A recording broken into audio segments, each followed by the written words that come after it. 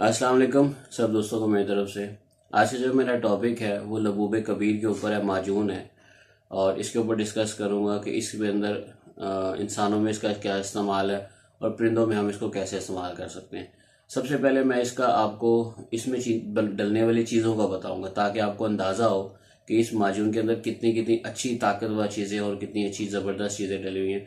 उसके बाद आपको एक आइडिया हो जाएगा कि हम इसको इस्तेमाल करेंगे तो वाकई ये ताकत और एनर्जी देगा हमारे बर्ड्स को या हमें खुद। तो पहले इसके फार्मूले की तरफ आते हैं। इसमें क्या क्या चीज़ें डली हुई है। इसमें सालब मिस्री डली हुई है, इसके अंदर बादामों का मगज़ डला हुआ है, इसके अंदर मगज़ अखरोट डला हुआ है, इसके अलावा मूली के बीज हैं, गाजर के बीज हैं और प्याज के बीज हैं। और इसके अलावा जो है इसके अंदर जो है वो इलायची डली हुई है। इसमें हालून, बहमन सफ़ेद, बहमन सुरख और इसके अलावा उनाब डली हुई है। और इसके अलावा इसमें चांदी के वर्क डले हुए हैं, सब्ज़ इलायची इसमें डली हुई है। और इसके अलावा इसमें अर्के गुलाब में ये बनता है शीरा डाल के, तो उसके अंदर ये सारा कुछ डलता है और बनता है। अब बताता हूँ इसका फंक्शन। इस सारी चीज़ों को जब हम कम्बिनेशन में जोड़ते हैं तो ये क़ुव्वत बा के लिए बहुत अच्छा है, ताकत देता है इंसानों को, मर्दों को स्पेशली बहुत ज़्यादा एनर्जी देता है, फर्टिलिटी सिस्टम को बेहतर करता है, जरासीम्स को ताकत देता है, बनाता है। और इसके अलावा जो है वो बॉडी में तहरीक पैदा करता है, एनर्जी और तहरीक लेके आती है।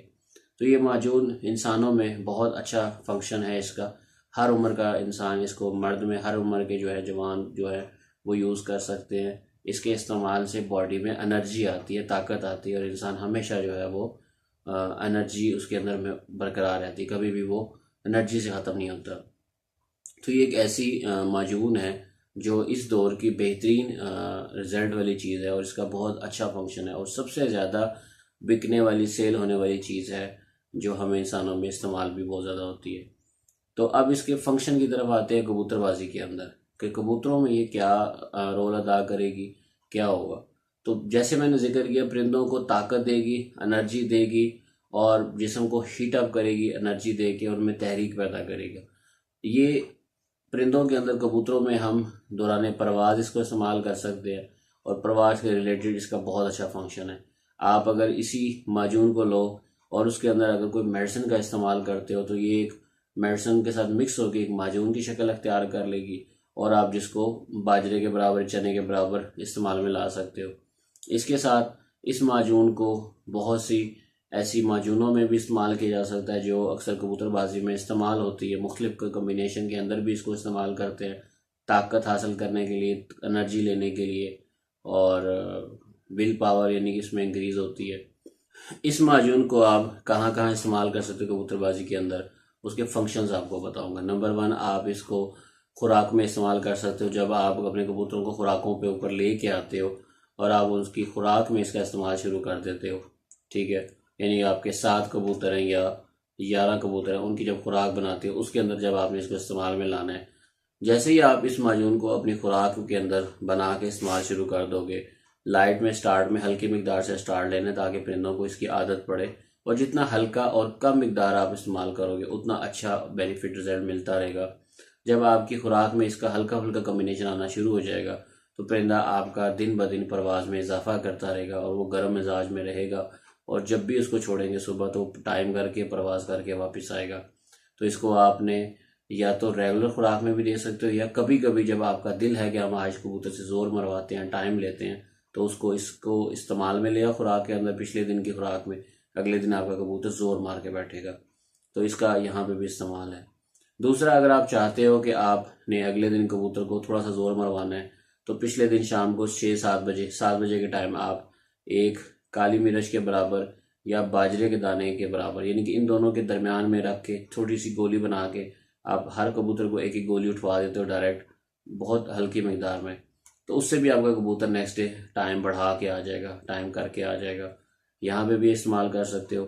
इसी तरह लबूब कबीर को एक और जगह इस्तेमाल कर सकते हो। अगर आपका परिंदा उड़ के आया है, आके बैठा है और बेसिक संभाल करने के बाद जब वो खुराक शक उठा लेता है, यानी जब आप उसको घंटे के बाद खुराक उठवा देते हो, कबूतर खुराक खा के डाइजेस्टिव सिस्टम वर्किंग में आ जाता है और कबूतर जब अपने पाँव पे खड़ा हो जाता है, खुडे में चला जाता है, तो 2 घंटे इसके बाद, यानी कि आपने कम से कम 3 घंटे का वक्फा रख के, 2.5 से 3 घंटे का वक्फा रख के आप जिस बर्ड्स को یہ باجرے کے دانے کے برابر معجون دے دو، ڈائریکٹ آپ نے اس کو چھوٹی سی گولی بنا کے دے دینی ہے، اور تھوڑا سا اوپر سے 2-3 cc پانی اٹھوا دینا ہے برڈس کو.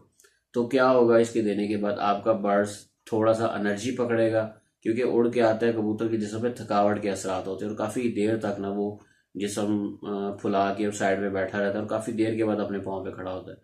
تو اس کے دینے کے بعد کیا ہوگا، کچھ ہی ٹائم کے اندر آپ کے برڈس میں تھوڑی سی طاقت آئے گی، انرجی آئے گی، اور جسم میں جو تھوڑی سی اس نے پر اٹھا کے بیٹھا ہوا ہے وہ بھی ٹھیک کر لے گا. جسم میں گرمی تحریک پیدا ہوگی، کبوتر جلدی جو کھایا پیا ہضم شروع کر دے گا، اور کبوتر زوروں میں آ جائے گا، اور کھڈے کے اندر تھوڑی سی مستی شروع کر دے گا، اور نظر آئے گا کہ پرندہ آپ کا بحال ہو چکا ہے.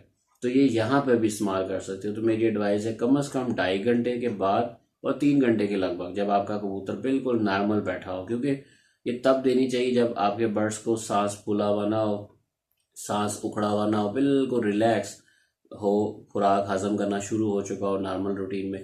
آپ اس کو ہلکا سا اٹھوا دو تو آپ کا برڈز واپس جو ہے وہ خوراک ہضم کر لے گا، ڈائجسٹو سسٹم بھی ورکنگ کر لے گا، اور آپ کا برڈز انرجی پکڑ لے گا.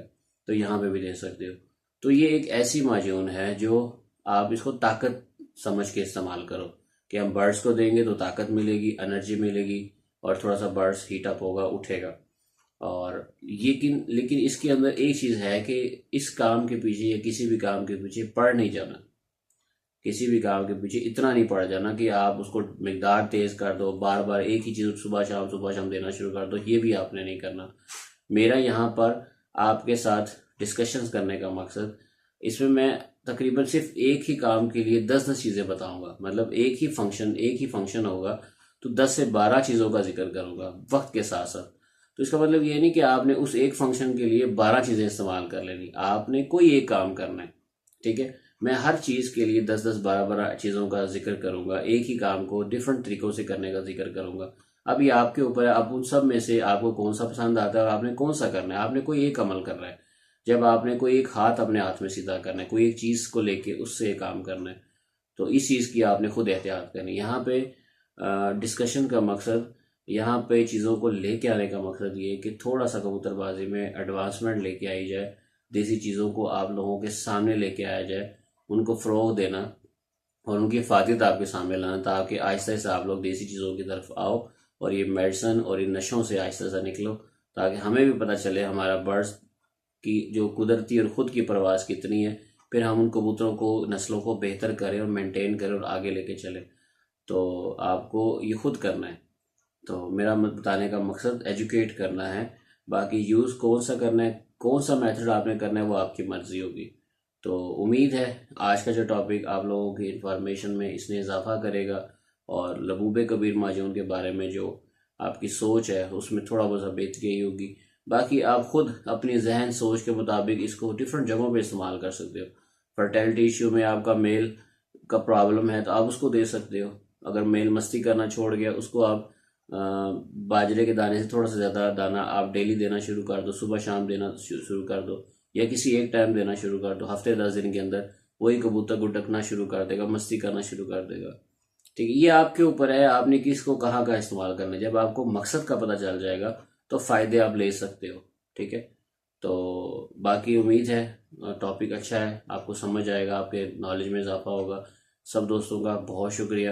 اللہ حافظ.